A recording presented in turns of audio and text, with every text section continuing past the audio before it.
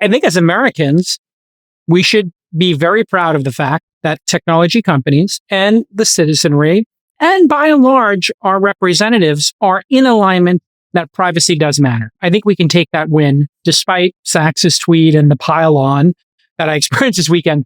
The fact is, we are nowhere near what is going on in the three buckets. You have dictatorships on one side, you have free countries on the other, and then there's a little bit of gray in the middle.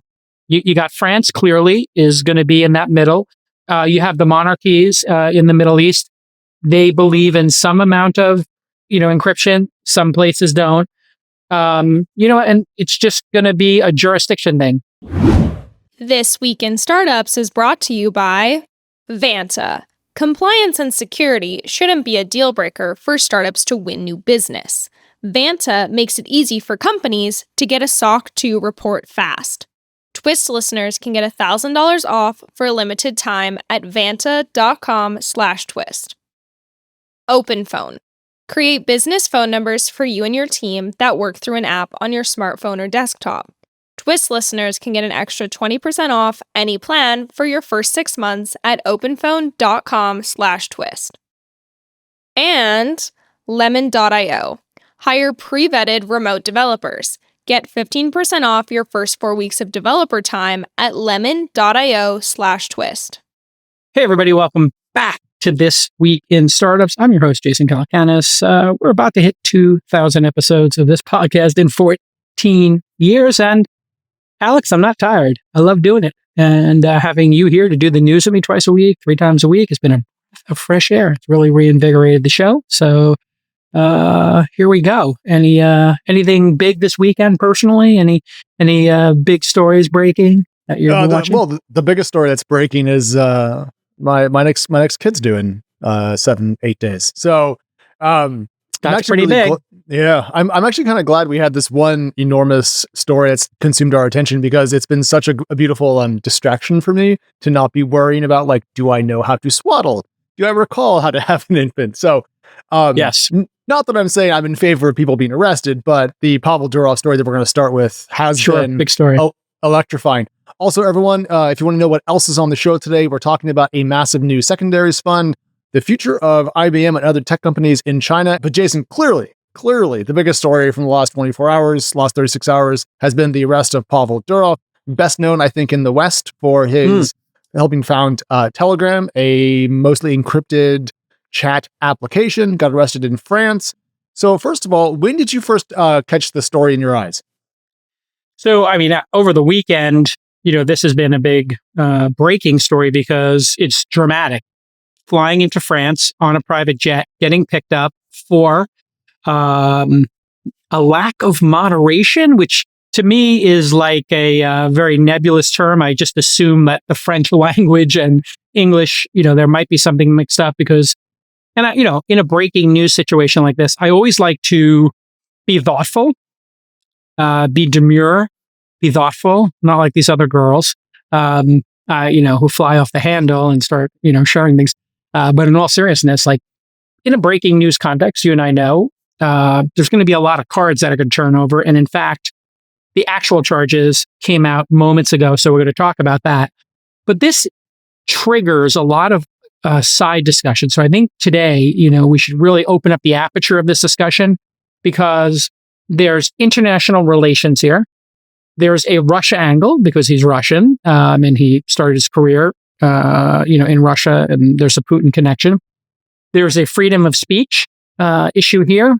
And then there's this peculiar nature of the French.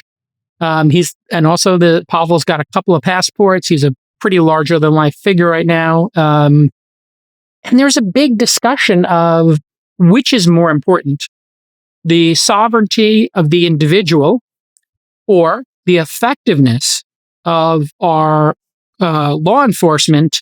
Because if you give people the ability to talk privately at scale across the world, not just talking to people in the, around your kitchen table or whispering in somebody's ear, we're talking about a global network, then there's a really important conversation around, some of the most nefarious illegal activities.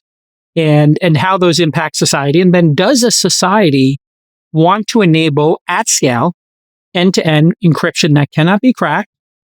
Or do they want to give a backdoor to law enforcement so you could do things like, I don't know, stop a terrorist attack or human trafficking or fentanyl?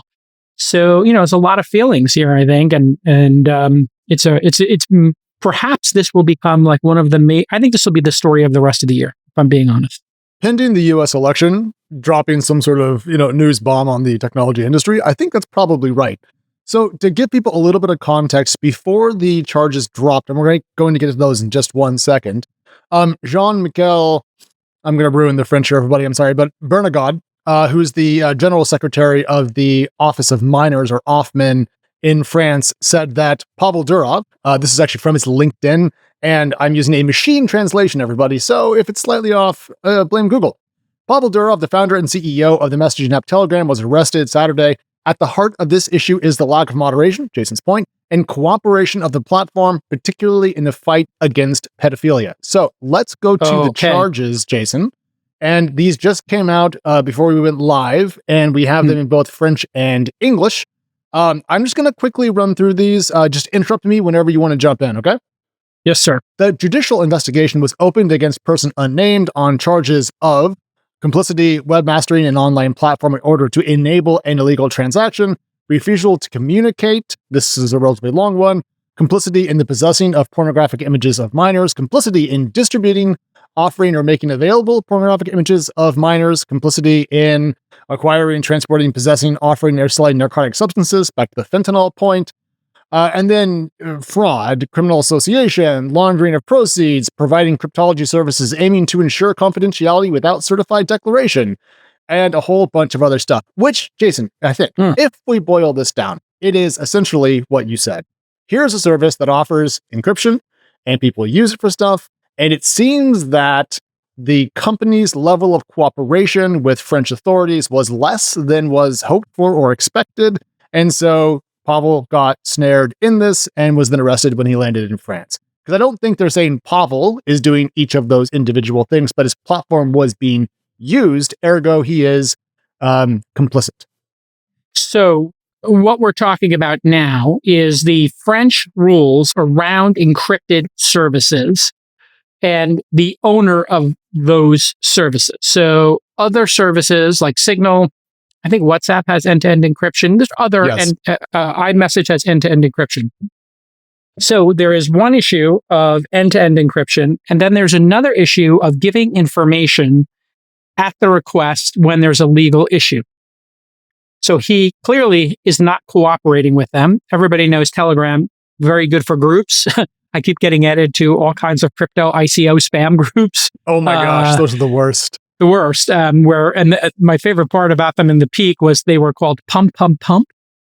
And then people would get in there and they would coordinate pumping a coin with absolutely no awareness that the person running the group had probably already bought their coins a week ago and then was clearing them out as you pump them. And they were telling you hold while they sold. So my question then becomes, how is this different than other encrypted services? Let's take iMessage and Tim Cook. When Tim Cook or Apple executives are in France right now and people are using iMessage, I'm assuming with some level of encryption or other services, are they also going to get picked up next? So that's sort of the next shoe to drop. And why are the French going? So, that's my first question. Why are the French going after him? Well, he is a French citizen. So to understand Pavel and how he built Telegram, we should probably go back a little bit to his days in Russia. He's a co-founder of vContact, which is probably the best known Russian-originated social network, I want to say. And he ran into quite a lot of trouble with the Kremlin. There were takedown requests. Eventually, he sold his stake, was kind of forced out of the company. There was a little bit of nuance there about how he got forced out. We don't have time to go into that. But essentially, back in Russia in 2018, there was a law called the Yarovaya law, and it meant that you had to store voice and text communications for a certain period of time, and also, critically, store encryption keys with the Russian FSB, which is their security service. He said no, and then had to leave and then left the country. I think at that point, he became a citizen of St. Kitts. And since then, he's become a citizen of France and also the UAE. Now, in the French case, Jason, just because I had to do a lot of research, this is interesting. Did you know that you can get a French passport if you are a, quote, emeritus foreigner? This is a way in which some very powerful and influential people can get French citizenship without having a French background, i.e. in a territory or in the nation itself or parents thereof. So essentially, he got a really special passport to France. So recently, as of 2021, he was in good keeping in France, right? And so that's what I kind of struggle with, is what changed in the last 3 years that led to what seems, from what I understand now, to be a relatively quick reversal of his favor and fortunes in his one of his adopted home countries. I'm a little perplexed by that. Yeah, that was so confusing to me because it's pretty well established that in France, you have to give access, you have to maintain the keys, the encryption keys, as opposed to, say, the individuals having the encryption keys. You have to hand over the keys to authorities and give them a backdoor, essentially, if they requested. But if you're running a service where you don't keep the keys, as you just explained in the Russian example, then you can't do that. So I guess I don't have the keys, if I'm understanding technically what's going on here and the request, because we're reading into this in a breaking news atmosphere, then he's saying, I don't have the keys. They're saying you're supposed to have the keys. You're supposed to maintain the keys. But that's not how it works with this end-to-end encryption. And you're supposed to, my understanding was they allowed end-to-end encryption. So I guess this is perhaps the beginning of the end of end-to-end encryption. I hope not. But it's just worth remembering how long we've been having this conversation. Now, this was called the crypto wars before the invention of cryptocurrency, which has taken the word crypto and kind of taken it onto its own. We could call it the encryption wars, but it's absolutely a long-term push and pull between, the public wanting to have secure communications, both for payments and also for chat, and the government wanting to be able to stick its nose into everything. And just, rewinding the clock back to Snowden, I think we all learned just how voracious even countries with relatively strong First Amendment style protections can be when it comes to collecting all this information. Now, in the case of the European Union, I was surprised to see a report from the EFF from March of this year. There was a, quote, milestone judgment in which the European Court of Human Rights ruled that weakening encryption can lead to the general and indiscriminate surveillance of the communications of all users and violates the human right to privacy. So to me, there seems to be precedent, even inside the EU itself, that encryption should be allowed, which throws further confusion onto what's going on with Pavel and Telegram and France. Listen, a strong sales team can make all the difference for a B2B startup. But if you're going to hire sharks, you need to let them hunt, and you can't slow them down with compliance hurdles like SOC 2. What is SOC 2? Well, any company that stores customer data in the cloud needs to be SOC 2 compliant. If you don't have your SOC 2 tight, your sales team can't close major deals. It's that simple. But thankfully, Vanta makes it real easy to get and renew your SOC 2 compliance. On average, Vanta customers are compliant in just 2 to 4 weeks. Without Vanta, it takes 3 to 5 months. Vanta can save you hundreds of hours of work and up to 85% on compliance costs. And Vanta does more than just SOC 2. They also automate up to 90% compliance for GDPR, HIPAA, and more. So here's your call to action. Stop slowing your sales team down and use Vanta. Get $1,000 off at vanta.com/twist. That's vanta.com/twist for $1,000 off your SOC 2. We're going to get to reactions in a second, but Jason, how closely have you been tracking the Russia-Ukraine war? And I'm not asking that impishly, I'm asking that honestly. Well, I mean, it comes up because one of my besties on the All In podcast is pretty enthusiastic about that topic. And so, to a certain extent, I keep up to date on it. But I know that Ukraine has made some incursions into Russia of late. Russia has been over 900 days and unable to defeat the proud people of Ukraine during their illegal invasion, murderous, invasion that they obviously, some people feel like Russia was provoked. I think that's nonsensical. If you're provoked, that doesn't give you the right to murder your neighbors. And I believe in the free sovereignty of countries. So long way of saying I keep probably more up to date to it than the average person, but I've never been to Ukraine. I've never been to Russia. I am not a student of the entire history there. So, some humility as well. Well, we can buy you a copy of Crusader Kings 3 and you can rewrite history as much as you want. Video game jokes aside, Telegram is a very popular channel for Russian communication and also just for information getting out of Russia and the Ukraine area. So if you track military bloggers, open source intelligence, you end up reading through a lot of Telegram materials. And I raised that because France has been a pretty robust ally of Ukraine since it was invaded. And I wonder, if there's a national security element to this in some way, because it does seem a little bit strange that a encrypted application, of which there are many, including from Meta and Apple and other major tech companies, that the EU does not mind fining billions of dollars when they break the rules, right? Is getting caught up in this. Now, the fact that Pavel had flown in from Azerbaijan, you can read into that whatever you want. There's other bits of rumor and gossip that haven't been confirmed that I'm not going to share here because I don't feel confident in the sourcing, but I wouldn't be shocked if there was something involving national security at play here. So yeah, that's not a tinfoil hat. That's just informed speculation. This is a popular app. France is supporting Ukraine, Russia, obviously. And this person is a dual citizen of Russia, France, or quad citizen. I mean, he's got more passports than, if I lost a finger, I'd have the same number of fingers on one hand as he has passports, which is an impressive feat, honestly. Okay. But then again, if my country of origin was Russia, I also would like to have a second or third passport. Okay. So we are now in, a very weird situation. One of the, I would say, maybe it's 6 or 7 major encrypted apps is being penalized in France. Why? Because you can be certain that the encryption used in Google messaging, WhatsApp, Facebook Messenger, iMessage, Signal, or Skype even, I guess, has end-to-end encryption, I believe, is similar to Telegram. Therefore, is everybody else going to get picked up? And I know X, formerly Twitter, was adding end-to-end encryption. I believe I'm in the beta of it. So in DMs, I did test it with a couple of friends, and it's in there. So this all just looks a little confusing. We'll have to cover it over time, right? Yeah, I just feel like we're missing something. Like there seems to be some piece in this saga that doesn't quite add up. And, Telegram responded to this news by saying that they abide by EU laws, including the Digital Services Act, which only applies to companies of the largest size. They say Telegram CEO travels frequently in Europe and that it's, quote, absurd to claim that a platform or its owner are responsible for the abuse of that platform.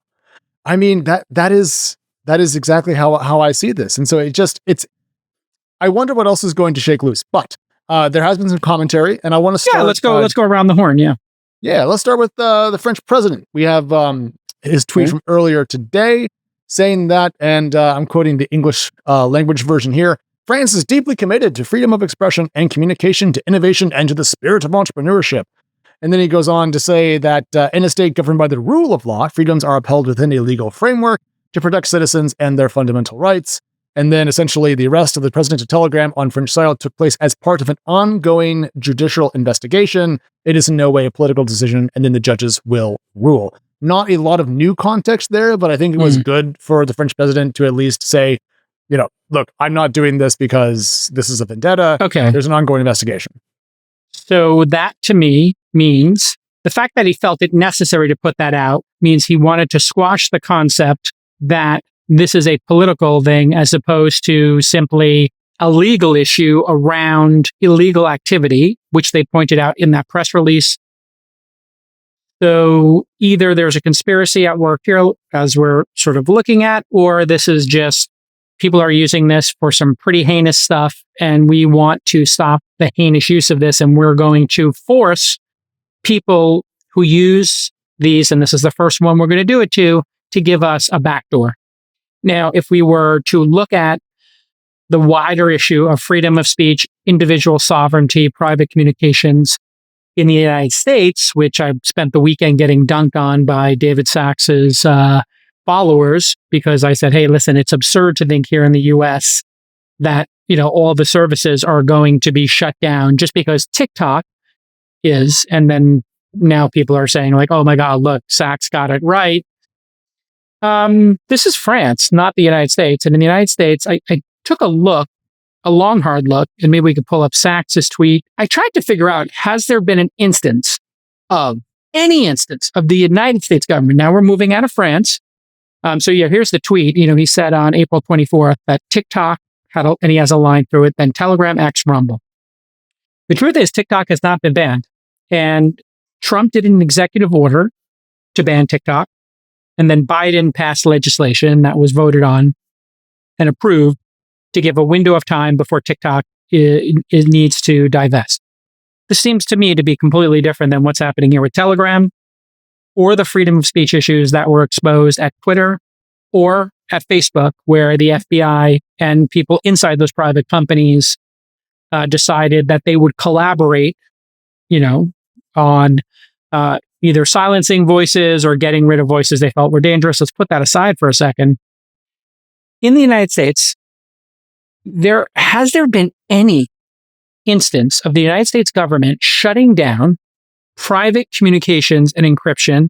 And then have there been instances of the United States being extremely frustrated that they cannot get through these encryption services? So I'm just putting that up there so we can level set, because this is a nuanced discussion. Now, there's a bunch of MAGA lunatics who follow Sachs and who love to dunk on me because I have this thing called nuance. But I think the nuance here is so important. It's so important in the story because this is one instance in France, and TikTok is a completely other instance. The concerns around TikTok are they have spied on Americans already, and they have government officials on the board, and they refuse to divest. So this is a very unique situation that we have them. Our number one foreign adversary has been spying on Americans, and it has been proven they have spied on Americans, right? This is just a fact. And that there is a bipartisan law for them to divest. That has nothing to do with Biden or Trump. It has to do with our government in one of the few bipartisan efforts saying we need to stop. We need to stop the Chinese from having access to 100 million Americans. And we know that they're spying already on them. And we know the algorithm could bend public view. So on a bipartisan basis, Republicans and Democrats agree, TikTok no bueno. But take us through America here and what we can look at in terms of how encryption is looked at on American soil. Yeah. So this is a recurring thing. And you're right. It's not partisan. The strong encryption, at rest, in motion, essentially end-to-end encryption has been a point of conflict throughout our history. Just to pull some things here that I think are pertinent. The FBI director Comey back in 2014 was complaining that, quote, we've gone too far by offering essentially anybody end-to-end encryption. We've also seen, in the case of TikTok, 2 consecutive administrations, to your point, at least at one point in time, be in favor of that. And I bring up both of those again because it underscores that the government would like to have more power. The government, it's an entity. It has incentives. It wants to have access to more information. And there's a lot of people that are on our public payroll who are just, hired to keep us safe, and they would like to have more information. And it's hard to say, no, the kids should be at greater risk so we can have greater freedom, but that's what it comes down to. You almost get tired of this because it comes up, every couple of years, but the way the argument tends to go is something bad happens, there's some data that's protected, and then either we need to, for the case of national security or to protect the kids, we need to have an encryption backdoor. And this always sounds very reasonable to people who don't build encrypted products and services. But as Apple pointed out in the wake of the San Bernardino case, building an insecure system to allow for third-party entrance, even if it's via secure backdoor just for the FBI, creates an insecure system, and therefore you either have encryption or you don't. And consistently here in the US, we have managed to beat back the government and preserve our right to have encrypted products.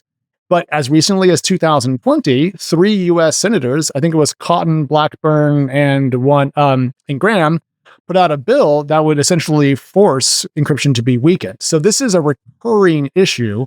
I just, again, don't understand why it's this moment in time in which an end-to-end encrypted chat application got busted by one particular government and not even a supranational government like the European Union bloc. It was just France. So I still feel like we're missing something, but we have defended the right to encryption here in the US.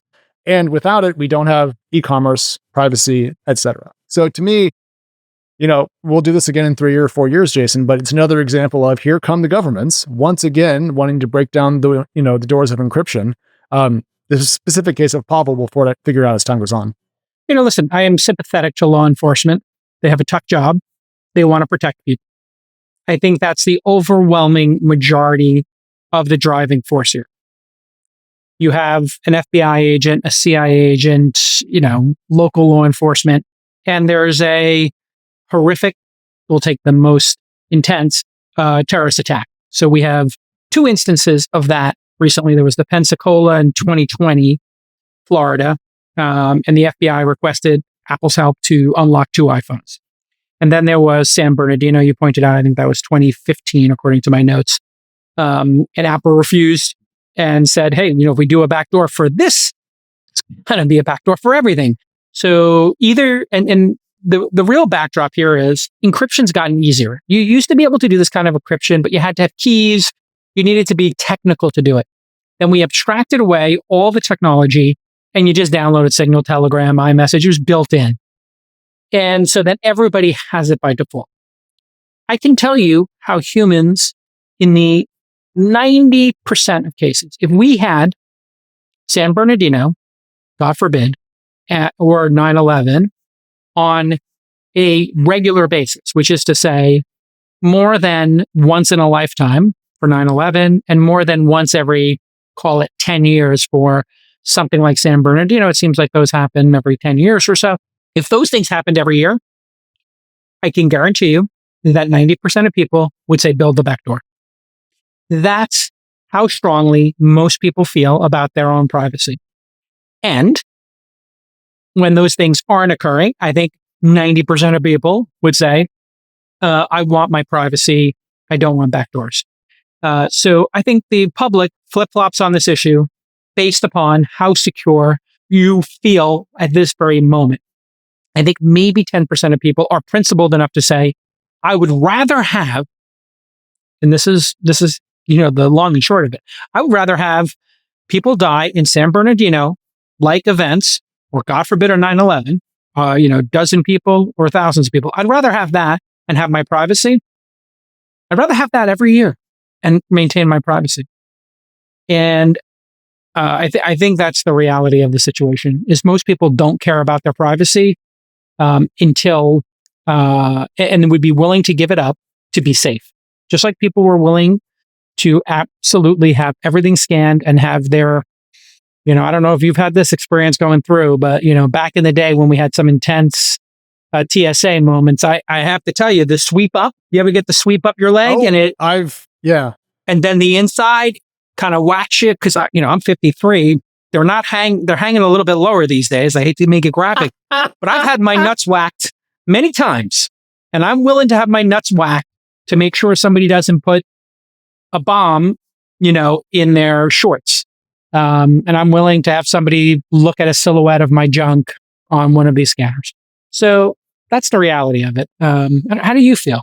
So I opted out of the new scanners for a couple of years and made them pat me down. Me too. Yeah.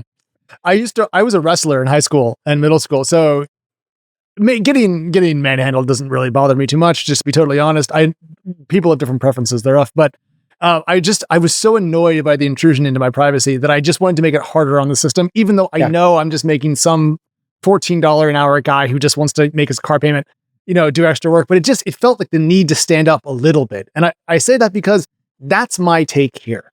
If we give up on encryption, we are moving towards a world in which every single thing you do is by default public forever. And I just don't think that's exactly the way that I would like to live my life. And Jason, to be honest, I'm an incredibly boring person. If you read my group chats with my friends, you'd be like, I'm bored. Nothing in there is particularly spicy or interesting. We joke a little bit, but that's it. I just think that I have a right to be able to essentially close my door in my house and also to close my digital door. And so to your point about, are people going to be willing to say, I'll take the risk to have more privacy, I will say yes to that now, and I'll say yes to that in the wake of the next catastrophe that comes along. I just think it is the right way to go. And I do think that it's one of those, if you lose it, you'll never get it back type things. So we're fighting this recurring issue. And, just for everyone out there who's listening, this is not a partisan issue. People on all sides of the American political spectrum occasionally wish to break encryption, and they say things like, well, the tech people should just tech harder. They should just make it even more secure, but also less secure. They just want a magic key that does not exist to solve this. And it's not how it works, folks. But I want to ask, not how it works, right? If you use multiple devices and apps to run your business, you need OpenPhone. OpenPhone simplifies your communications with one simple app. And OpenPhone has rethought what a modern business phone can be. What's magical about OpenPhone is that it works through a simple, elegant app right on your existing phone, or you can even use it on your desktop. I know, because we use it here at Launch and our sales team loves it. And you know what? Those phone numbers, those discussions, all those text messages, we need those to be on Launch phone numbers. We don't want those on people's personal phones where if they leave the company, it's distracting, it's annoying to your sales team, as but one example. And we love having a shared number for customer support as well. We do a little round robin where different people can pick up the one phone number. So customers have one number, but we can have that phone call go to multiple people on the team. So we, can just have somebody pick up the phone quicker. It's that simple. Answering the phone quickly is a best practice, and it makes people love your product or service. OpenPhone is already super affordable at just $13 a month. My Lord, that's affordable. But Twist listeners can get an extra 20% off for any plan. The first 6 months, that's incredibly generous. Just head over to openphone.com/twist. And what if you have an existing number with another service that you hate? Well, OpenPhone will port them over at no extra cost. Easy peasy lemon squeezy. So head over to openphone.com/twist and get a free trial and get 20% off. I think as Americans, we should be very proud of the fact that technology companies and the citizenry, and by and large, our representatives are in alignment that privacy does matter. And I think we can take that win, despite Sachs's tweet and the pile-on that I experienced this weekend. The fact is, we are nowhere near what is going on in the three buckets. You have dictatorships on one side, you have free countries on the other, and then there's a little bit of gray in the middle. You got France, clearly, is going to be in that middle. You have the monarchies in the Middle East. They believe in some amount of, encryption. Some places don't. And it's just going to be a jurisdiction thing. Just like a lot of topics, folks. Drugs, abortion, right to choose, guns. Yeah, I was talking to one of my daughters about guns, and she's like, I wish we lived in a country that didn't have guns. I said, me too, but it's not changing. So your choices are move to Australia or the Nordics and have no guns, or, be in America and you're going to have guns forever. This is the way it is. You can't get the guns out of the nation. There's too many of them. And the Second Amendment's pretty high up. It's number two. It's kind of hard to change. You start reading the list and you get to it pretty quickly. You had a question for me, though, before I cut you off. I just wanted to I wanted to get it off my chest here because I'm actually proud of America writ large. Tech. Everybody has seemed to aligned with privacy good. It's great news. It makes me incredibly happy. Take the win. We still have to beat back the occasional group of senators or House members when they introduce yet another one of these bills, but we'll just keep doing it and we'll keep winning. You, though. So my stance here is definitely encryption is worth it. It's a human right. Privacy is a human right. Encryption enables that. So we must have it. Where do you stand on the balance between encryption and security? Because you set it up, but then I don't think you gave us your your personal take. I'm for encryption. I'm for privacy. And I am for law enforcement having, with subpoenas, with judges, having other tools in order to make this happen. And there are other tools. If you look at the January 6th, I'm not going to use the word insurrection, I'm just going to say rioters, the Oath Keepers, the Proud Boys, all of their signal chats were in their, guilty verdicts when they went to court. And they said it very clearly. They were there to carry out an insurrection. They were there to take over the government. They were there to overturn the election. Now, they could be dipshits, ineffective, lunatics, fine, you can have that argument. But all of their stuff was uncovered, and their intent was very clear. You can't connect it to Trump? Sure, fine. I don't think Trump told them to do it explicitly, but they did want to do it. Now, you have to ask yourself, well, how do they have their signal? How do they have all their encrypted stuff? Pretty simple, folks. You have somebody who joined the Proud Boys, who is in law enforcement, or you have somebody who's in the Proud Boys that law enforcement got to and said, hey, come here, buddy. We got you. We got you on the heroin. We got you on the opioids. We got you on this. We got you on that. Here's what you're going to do for us. You're either going to jail for 20 years for the opioids, or you're going to take this phone and you're going to take your other phone and you're going to take a picture of your signal or a screenshot or whatever. Pretty straightforward. The comments on the screen, it's going to go away in an hour. And you can just take a picture of it. So law enforcement has a lot of opportunities. They could put a little camera up there and then 3 other ones on the bookcase. And when you have your phone out, it can see over your shoulder pretty clearly. So they have lots of ways, law enforcement, to, with a subpoena, with a warrant, to get your information. And your friends in your group chat, when you're doing stupid stuff, are going to flip. So law enforcement still has a lot of options. And so I'll go, and by the way, how many terrorist attacks since 9/11 have been thwarted, and how many have occurred? The number of people who have died in terrorist attacks on U.S. soil has been less than bee stings today. The number of people who will die with bee stings this week is much bigger than the number of people who've died since 9/11 in a terrorist attack, which means we should be so proud of law enforcement, and they don't actually need to crack signal in order to do their jobs. I don't think they need it. It would be nice, I'm sure, but they don't need it. Yes. And so we can have, to your point, a secure nation and strong encryption. Now, on the point you brought up about someone being part of a group, leaking things and so forth, there was a really interesting article in 2020 from Wired, and that essentially people were like, look, I don't know if Telegram is compromised or if it's just completely full of Russian state agents, but people were getting picked up before doing things that they had talked about in Telegram. So there was some concern about that. Again, we can't. So we're speculating. We don't have tinfoil hats on, but we are speculating here.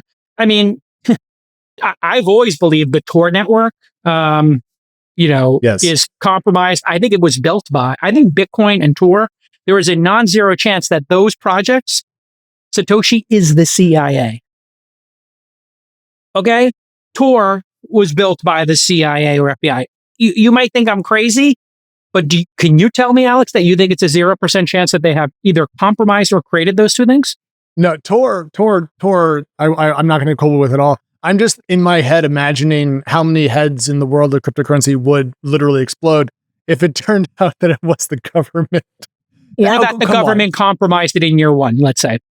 Let's say the government knows this is Satoshi, these are the 2 other people. They went to them and said, hey, this is going to be the greatest honeypot of all time. We don't need a backdoor. We're just going to monitor it. We're going to sweep 40% of the coins. So if this thing does blow, anything's possible here. And if you look back at the history of the CIA, you look back at the history of Mossad, FBI, everybody in between, MI6, their capabilities are strong. Yes. Their capabilities are very strong. Right now, startups have to do more with less. We all know that. And founders have to be smart with how they deploy capital. Investors are very tuned in to being capital efficient. So if you need great tech talent, but you don't have the time to interview dozens and dozens and dozens of candidates, you need to check out lemon.io. They have thousands of on-demand developers to choose from, and these devs are vetted and they're experienced. And most of all, they're results oriented. They're going to get you the result you're looking for. They're not going to leave you hanging. And guess what? They charge competitive rates. Great developers can be incredibly hard to find. We all know that. And when you do find them, it can be hard to integrate them into your team, but lemon.io will handle all of that for you. Startups choose lemon.io because they only offer handpicked developers with 3 or more years of experience and strong portfolios. In fact, only 1% of candidates who apply get in. And if something ever goes wrong, lemon.io will get you a replacement ASAP. a couple of launch founders have worked with lemon.io and they've had great experiences. So here's your call to action. Go to lemon.io/twist to find your perfect developer or tech team in 48 hours or less. And Twist listeners get 15% off their first 4 weeks. Stop burning money. Hire developers smarter. Visit lemon.io/twist. So independent of, this issue of encryption, the United States has done an amazing job. Law enforcement's done an amazing job. The public, and so have our representatives. And, there's been a couple of failures on the margins, I think, of private companies. And maybe we should talk about private company failures. I think Lava comes up, but you had another point, perhaps. Well, yeah, we'll get to Lava a bit in a second, but I'm annoyed by the kind of bad faith takes about the situation, because people were popping off pretty quickly with their own political priors as the jumping off point about what's going on, what happened, without knowing. And, I get that everyone on social media are not journalists, and so they just kind of do whatever they want, and that's fine. And you could even argue that social media rewards people who are first and wrong if they're loud. But I do think the conflation of different issues around the world to make a political point that matches up with your own views is a little bit cheap and a little bit hacky, especially about an issue that matters so much to me, which is freedom of speech. So I just want to say, let's all do our best here.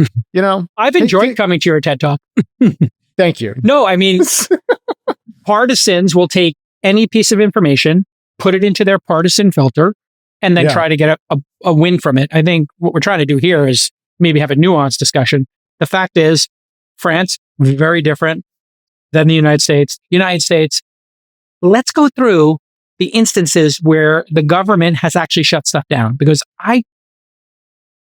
acting in good faith, and a person of nuance and somebody who was a former journalist said, I wonder what I'm missing. So I asked ChatGPT and I asked the lazy web on Twitter, 2 best places for me to go to collect some information. And the overwhelming feedback I got of things the government has shut down explicitly were Backpage and Silk Road. And then I got a couple of people who said LavaBit under duress shut down. Those are the only 3. I don't know if you found any in the research of things being shut down, but let's talk about those and how those are distinctly different than iMessage or WhatsApp. Sure. So Silk Road was I'll go ahead and say infamous, early crypto marketplace for the buying and selling of various things. It was the place to get drugs for a long period of time.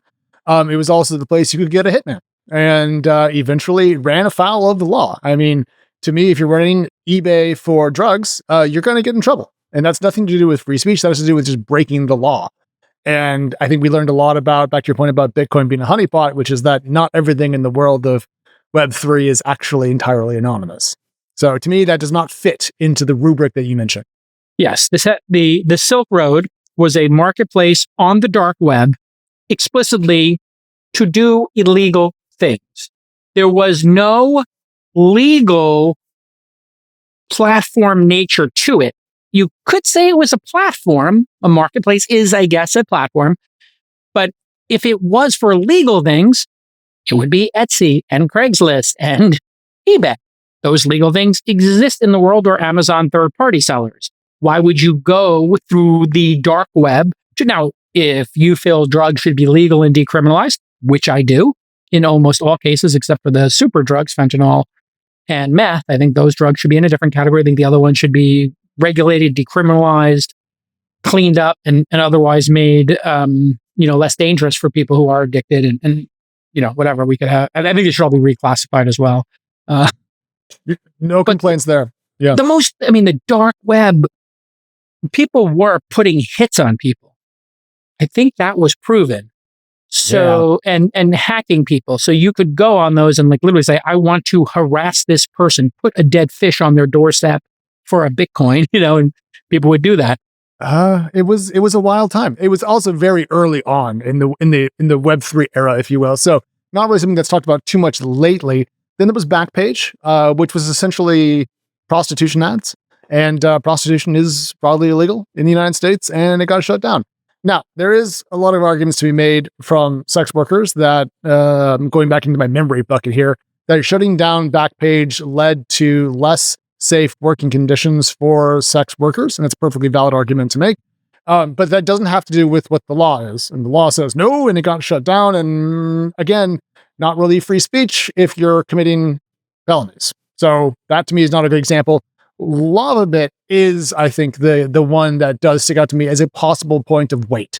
So if you go back in time, Edward Snowden, he used that service for email. So when he dropped all of his documents, the CEO of the LavaBit email service got a couple of knocks on his door, as you might expect. So LavaBit was a secure email service like, what's the one that all the journalists use? ProtonMail. So if you use ProtonMail, if I have encryption on my side, you have encryption, nobody can get that message, correct?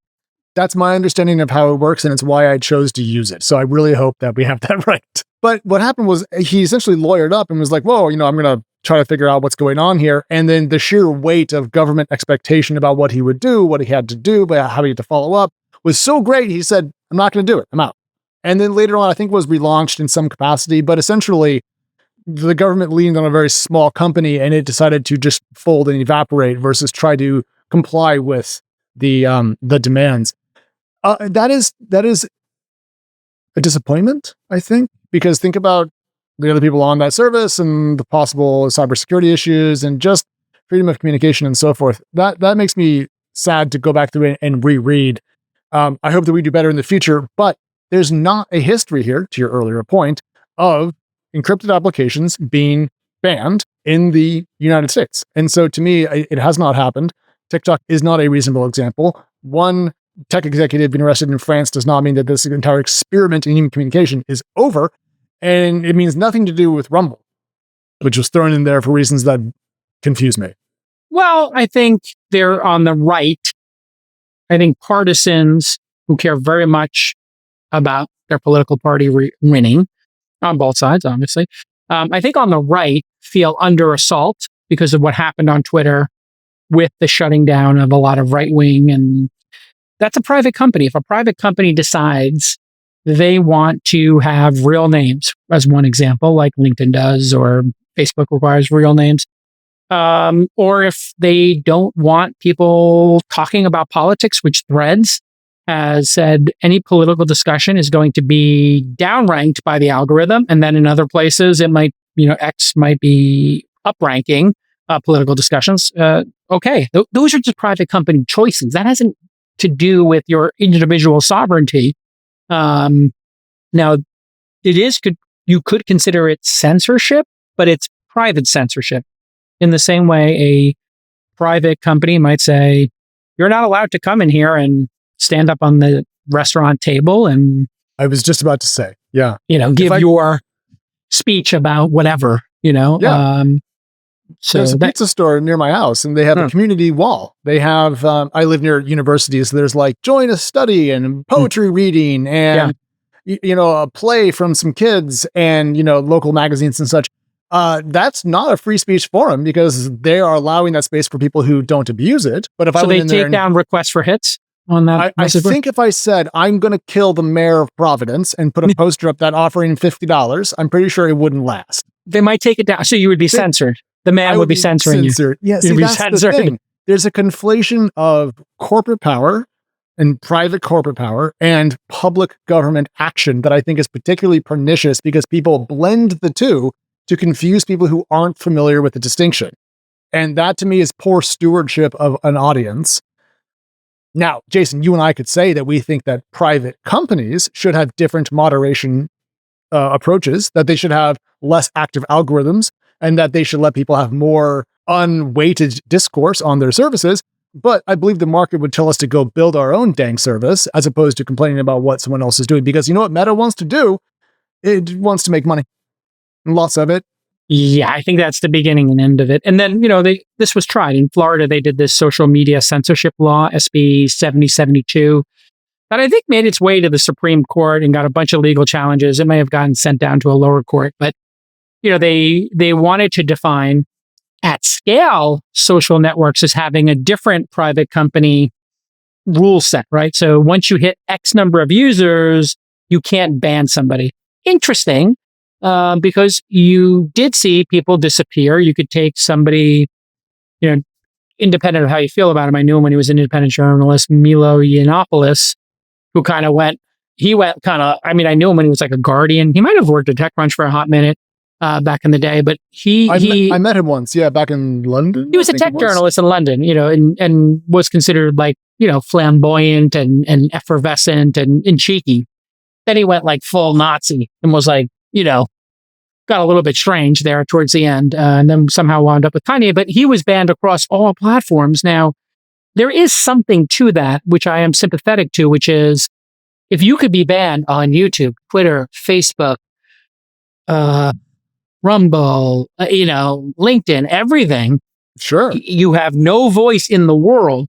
I'm also sympathetic to those platforms not wanting to have somebody, putting him aside, who's a Nazi on their platforms. And Substack had to deal with this. Substack is a free speech platform. They really care about free speech. But then somebody was like, hey, I'm going to search for the word Nazi or white supremacy, and I'm going to find the long tail of 5 newsletters they found. I think Casey found 5 newsletters that were kind of Nazi, kind of white supremacist.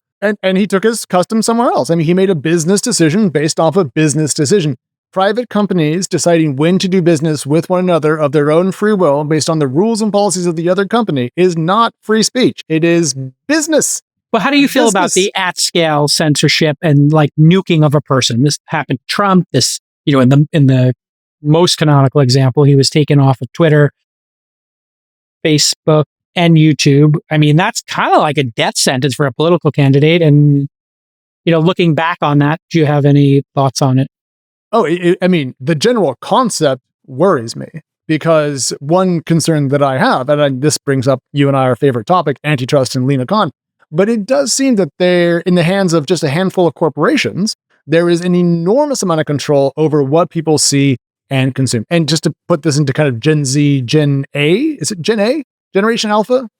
Sure, why not? One? Sure, love it. Let's go with that. The kids and the younger kids, they use YouTube like television. Yes. So YouTube is essentially cable all in one platform, which means that it has enormous power. And it does concern me that people can be bounced off these platforms because it's not like you can go to YouTube and knock on the door and be like, hey, can we sit down and have a chat about this? No, you got bounced by an algorithm that just said no to you and there's no customer support. So it does seem to be a bit too powerful. And that's why, I like more competition in the marketplace, more space for ideas. I have no beef with Rumble other than the fact that so far it's been a terrible business. But, and their market complex is pretty frustrating, but it's good PR for them. So I kind of get it. No, but it worries me. But we can make our own. What should happen with Trump, you think? If you were in charge, what would you have done? You have January 6th occurs. People are pretty scared, like, hey, this could have been, many people could have died instead of the one woman who died. Those and police showed great restraint. Police officers. Well, they kind of died afterwards, suicides or other issues, but not on that day. But, when I talked to a number of law enforcement in my family, they said, hey, we should have just unloaded. When people start beating up cops, you unload the clip. I'm amazed that people got away with what they got away with there because I've seen people shot for 1,000% of that. Literally, you'll have people go into their pocket and the police are like, take your hand out of your pocket. You refuse to take your hand out of your pocket, you get shot. Pretty straightforward. Cops got to protect themselves. Here, you got cops being beaten, crushed in a door, and they don't unload. I was like, whoa, that is some incredible, thank God, but some incredible, restraint. Thank you. So I thought the Trump thing should have been a temporary ban. I think it should have been a 30-day cool off. Let's figure out what happened here. And I don't, the permanent ban I thought was weird. How do you permanently ban the president or former president, without a trial or whatever? I just thought it should have been hey, maybe 30 days we have a cool off and we talk about it. 30 days for inciting an insurrection, as Mitch McConnell kind of detailed in Romney. 60 days for, you end up with a weird hierarchy here. If I was in charge of it, I would have just said he's very annoying and I don't want him on my service. But this goes back to the point of, it's a little weird that single points of power have so much control over the discussion. And that's why I am in favor of more free platforms around the internet to prevent corporate powers, which we have less redress to telling us what we can and can't say. And YouTube, by the way, I mean, they're so powerful that I think they had to take a deep look in the mirror when this one mentally disturbed woman got her videos demonetized. She bought a gun. She drove to the YouTube campus in San Bruno and she shot the place up and she killed some people. So with great power comes great responsibility. And this idea that you can just turn people's accounts off, turn off their monetization, I think that's a big, major learning for these platforms, which is, hey, you're kind of turning off an entire person's life if you turn off their account like this. And in the case of a mentally disturbed person, they might come and do something incredibly damaging and dangerous. So it just proves how powerful these platforms are. We have to move on, but one thing that's also bipartisan is the people want to diminish Section 230 protections for companies. This allows them to essentially decide what is possible and not possible on their platforms. And ironically, it's bipartisan from two different angles, but there is an attempt to limit corporations' abilities to make decisions like this. To me, that's a cure that's worse than the illness, if that makes sense. Yeah, but we'll talk about that more as it comes Let's go lightning round. We got some good data here to go through. As we wrap good lightning round. And, so first up, we're talking about secondary sales. Jason, the news item is that G Squared has raised $1.1 billion for its new secondary fund. Okay. $4 billion under management. The quote that stuck out to me was from Larry Ashbrook. Do you know him? I do not. Okay. I do not know G Squared. Oh, all right. Then, well, here we're both learning then. So Larry said that he can, quote, buy shares in the secondary market at about a 30% discount to a company's value and at 70 to 80% discount to the prices paid back in 2021. Basically rolled up a whole bunch of money. He's going to go out there and buy stakes from you and other VCs. Stood out to me is the amount of money here at play. A $1.1 billion fund's enormous, especially if you're buying discounted stakes. So, thoughts? This is a great sign that the market is in the late stages, perhaps even past the end of the bottoming out. When people see an opportunity like this, that they can, and the greed is there, there's blood in the streets. Things are marked off 70% from their peak, 30% from their recent valuations. That means an opportunity has emerged and people want to start buying. And, we saw that 2 years ago when I started J trading. I was like, this makes no sense. Like Uber at $20, Facebook at $90. Like these valuations don't make sense to me. This feels once in a lifetime. And I just took, a little bit of money and just started buying up shares to make it entertaining here on the podcast. And then but my goal was always to hold them for 10 years to see how they would do and see if I was good at buying at the bottom. And sure enough, I beat Nancy Pelosi in the market. The point is, that's what's happening here. Some smart person is saying the opportunity to invest in the next set of new companies, that might be great. But I see another opportunity here that I think is better. So instead of 1.1 billion to the next cohort of companies like I'm doing and many VCs are doing, he's saying the last cohort of companies, I can, do a little bit of math and kick the tires and find some great opportunities in the last vintage or the last two vintages. And I think that's wise because I'm looking at the last 2 or 3 vintages and our first 2 funds and saying, you know what, there's some winners in here that are undervalued and I'm not getting secondary offers for them. And the only secondary offers I see anecdotally are from employees who need to sell. So I will get an email sometimes, hey, do you want to increase your position in X, Y, and Z?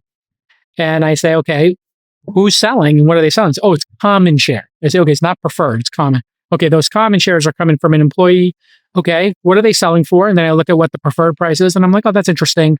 Thanks for the information. Put it in a spreadsheet. I have it just for my own knowledge. And, we're not buying anymore. I'm certainly not buying common because that's behind the preference tag. But yeah, here is a great opportunity. And I think an even better opportunity might be for the companies to buy back these shares. If it's that low, why not raise money as a company and say, we're going to raise some money to buy back some shares, right? And then clean up the cap table. So lots of opportunities. This is a very bullish sign for me for private market companies and inspires me to keep working on the twist500.com. Really, really interesting. Yeah. And just as a last data point here, these have become a lot more popular. So if you go back to 2013, there's about $28 billion worth of trades in the secondary market. That rose to about $134 billion, according to William Blair in 2021. And they were expecting this year to come in roughly the same. Mm-hmm. So lots of transactions, lots of private kind of capital in motion. something to keep an eye on. And to me, Jason, this is just the IPO market is trash. People are desperate for time or money, and time's running out. So we'll see what happens next. Two Moving other on. firms doing it is Stepstone and Industry Ventures. So those two are two of the other big Yes. names. Stepstone and Industry Ventures are pursuing this strategy as well. Very smart. Okay, next. Next up is just the end of a big project for the IBM in China. We have talked about the China trade and how that country was at one point the leading light of venture capital for a short period of time, and since then has turned away from capitalism and a market economy and has seen things shift dramatically. We have a chart here of IBM's revenue in China that I think is incredibly illustrative of the dynamic for American business. Jason, the blue bars are their business in China on a percentage basis. And then the gray is their overall growth. So IBM is growing again, but in China, it's seen some of its sharpest declines. And essentially, this comes down to China trying to buy more domestic. And so IBM's yanking 1,000 jobs out of the nation. That's a lot. That's a big decoupling. But here, instead of it being geopolitics, it seems to be just a straight business decision. We're not doing well. We're out. Yeah, and I think a lot of these are R&D jobs from what I read, research and development. So, it makes also sense on a geopolitical basis, reading into the tea leaves here a little bit. Perhaps if you're doing R&D in China, maybe the government wants you to do that a little bit more domestically or in other locations where where you have maybe a little more respect of IP, intellectual property. So, the decoupling continues. We probably coupled a little too much with China and created too many dependencies. So investments over there, no VCs, no private equity investment. And now we're seeing the next shoe to drop, which is, services businesses and research and development. They're going to be out. Manufacturing's leaving. So, the India and Vietnam are the big beneficiaries there. And iPhone 15, or I know iPhone 14 was being made in India. I think 15 is going to be made there. I kind of got laughed at on All In when I said they're going to move this all to India. And it's actually happening. And India's a thriving, growing country that's, pretty, it's not a perfect democracy by far, but it's a much more functional democracy. It is a democracy. Yes. So which is very different than how China works. Very different than how China works, where, if you were investing in all these education companies or Alibaba's financial group Ant, you can just have the whole thing just go away, like Russia did to Pavel with his business. Like your business can be seized or shut down, just like that. So who's investing in a market where some God king can come in and just be like, it's hard enough with competition coming in, and fighting the competitors or incumbents. To have the government come in and just pull the plug, that's kind of rough. On the India point, actually, they're now going to manufacture the next iPhone Pro series. I think before they were doing the lower tier iPhones. Now I think they're expanding into the highest tier as well, which means that if the Chinese market closed tomorrow, that they would still be able to, at least for a time, keep making iPhones, which is something that I don't think people 5 years ago thought was possible at all. But it turns out where there's a will and a couple $100 billion in the bank, Jason, there's a way, shockingly enough. I'm just reading here some notes. 25% of the world's iPhones are built in India now. Wow. So, yeah. I think a lot of those, to your point, were the earlier generation. But, the fact that the gap between the latest and greatest and the at-scale ones, it's closing, speaks volumes. And this is where, we do need to think about the decoupling. There are good aspects to decoupling because there was too much dependency, like being able to get masks and drugs and stuff like that out of China during the pandemic. That's a little troublesome, and chips if they invade Taiwan. But also, the dependencies, the codependencies can make for a good marriage where, like, hey, we have a mortgage and we have 3 kids. Like, we shouldn't get divorced. We should try to stick this out and go to therapy. I'm afraid right now, this could lead to, hey, just straight up. It feels like we're in a divorce with China. Like, it's irreconcilable differences. I wonder if that is good for society. Would be better that businesses were maybe still functioning in China, but I think it's largely China's decision.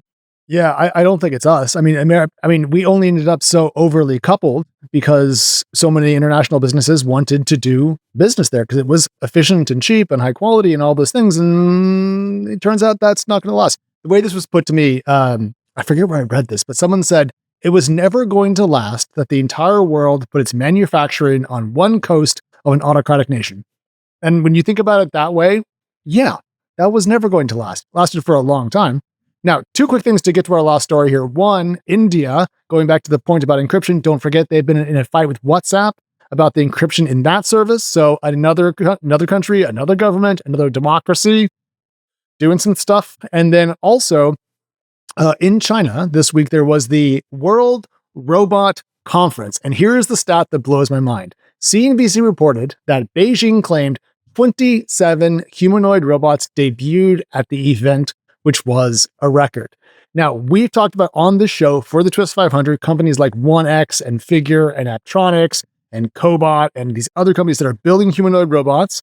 We've also talked about China, EVs, industrial overcapacity and production. And it seems that what we have seen in EVs, Jason, is now being replicated to some degree in humanoid robots. But personally, I'm kind of excited because if there's that many new ones, that's a lot of competition, and competition yields great results. So bring on the robots. I think this is going to parallel what we saw with the DARPA challenge. For people who don't know the DARPA challenge, defense industry here in the US put a challenge out for self-driving. It was comical and bad. It was kind of laughable. And when you watch Optimus or Humane or any of these robots, with the exception of Boston Dynamics doing backflips, it does feel like you're dealing with like a drunk toddler. And it's going to, just like the self-driving cars, look like a drunk toddler was driving them. And as we go from drunk toddler to sober toddler to teenager, distracted teenager to focused adult professional, with a cup of coffee in them, the world's going to get a lot better. And, the self-driving we're seeing, I use FSD every day. Number of interventions for me, probably one every 20 minutes. It's not bad. And, when it's a highway, it's zero. Now, highway also is high stakes because you're going fast. And if you get in an accident, you're dead.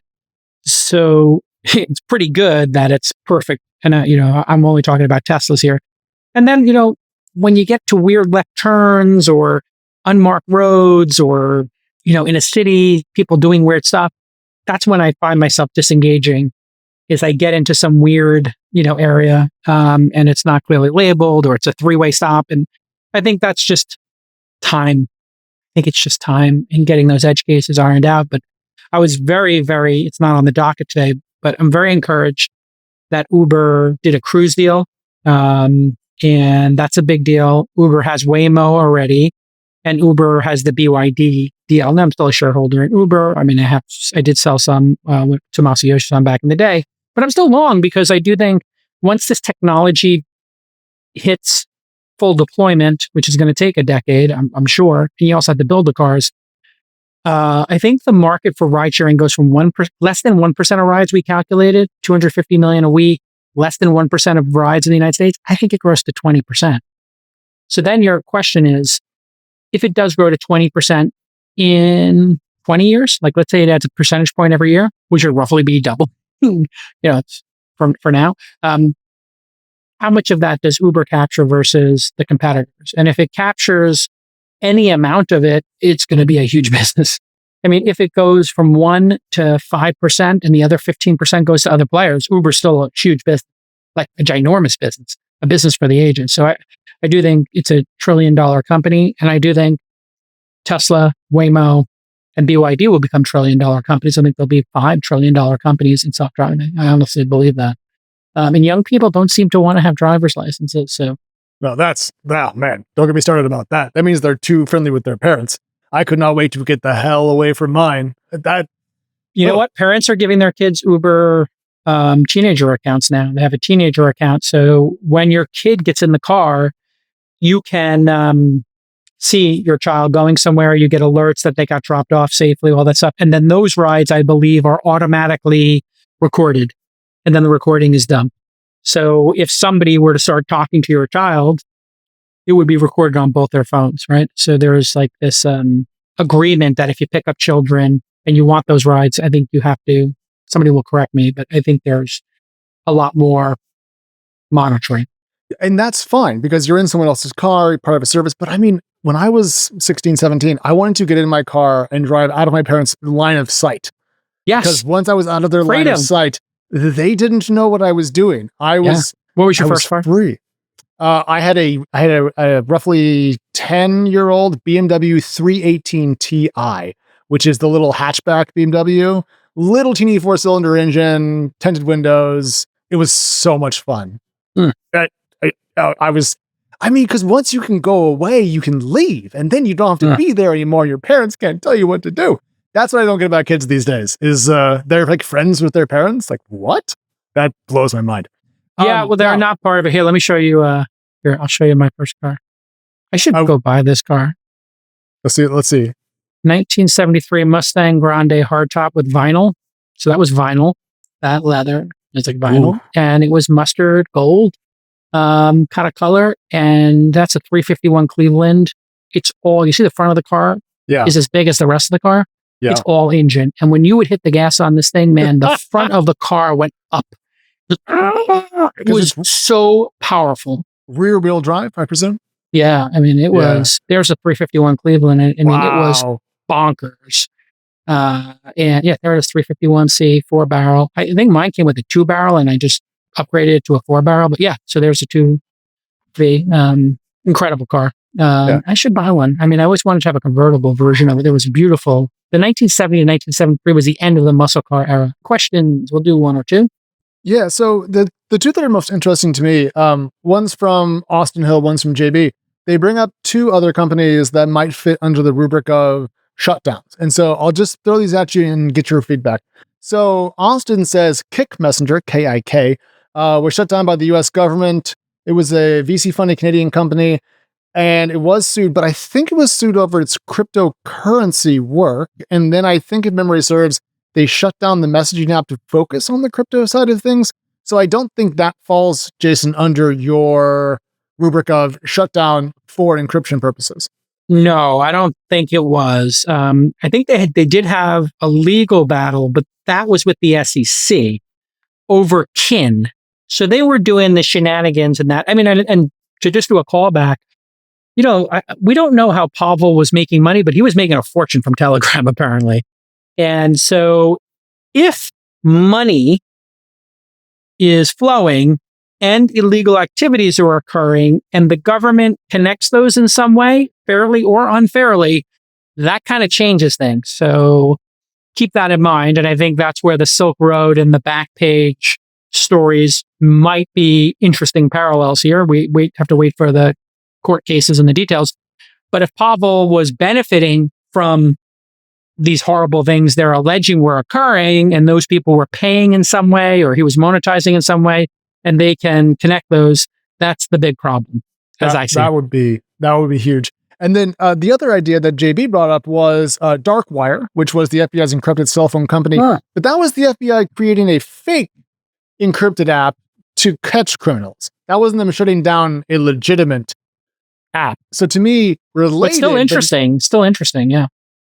Well, very interesting. Here's the thing. If anyone comes to you online offering to do something bad for you, don't say yes, because it's probably the government trying to trap you. Now, I have lots of thoughts about entrapment, but that's not this conversation. And then finally, to JCal, right at the end here, what is the real reason do you believe is why I'm going to translate. Jason, what do you think is the real reason why Telegram's CEO was arrested? Well, I think we've kind of hit that as best we can. I mean, I think I'm going to go with you that there's more to the story here than meets the eye, because we are a little confounded about why now and the confusion as to what's happening being illegal or not. So there's something else at play, is what my spidey sense says, based on our 50-minute discussion of the entire space. What do you think, Alex? Hard to agree. There's going to be more that comes out about this. There's a lot of interesting things, national security, the TON token, which is the Telegram associated cryptocurrency. Lots of things to dig into. As long as strong encryption makes it out the other end, I'm happy. If Pavel is innocent, then may he also walk free and quickly. But guys, I think we need to wait about 24 more hours and then we'll have a lot more information because every kinda single feel like- newsroom is working on this. If we're thinking about this like a hand of poker, which is kind of how I look at everything in life, it's that bad, the addiction. The whole cards was him being arrested. Those are our 2 cards. We know those. He was arrested by the French coming off his plane for this moderation issue. The flop were the charges that just came down, and we're just sort of examining the flop right now, right? So we got to put those 2 things together. What are our whole cards? What's the flop? The turn in the river will come out during the case, if there is in fact a case. There's going to be a turn. There's going to be a river. There's 2 more cards, and those 2 could have a dramatic impact on what's happening here. And we'll be here for you. Subscribe to This Week in Startups on YouTube. Hit the bell. We go live 2 or 3 times a week. We're trying to get to 3 times a week because we know you love when Alex and I do news. Go to twist500.com and look at those 500 private companies. We're going to do some sort of an event around them, and we're going to have a really fun time building out that list. We're trying to add, a couple dozen companies a week to Twist 500, and there's a newsletter for Twist 500. In the mornings it's free, in the afternoon will be paid. We're going to try to profile all of those. So we're looking for a full-time journalist, researcher here over time, hopefully in Austin, to be in an office with me. If you're interested, email alexw@launch.co and send a writing sample. Yeah, more to come on that. Actually, I just finished our media plan, Jason. And everybody will be live later this week. We have some special stuff coming up. See you then. Bye-bye.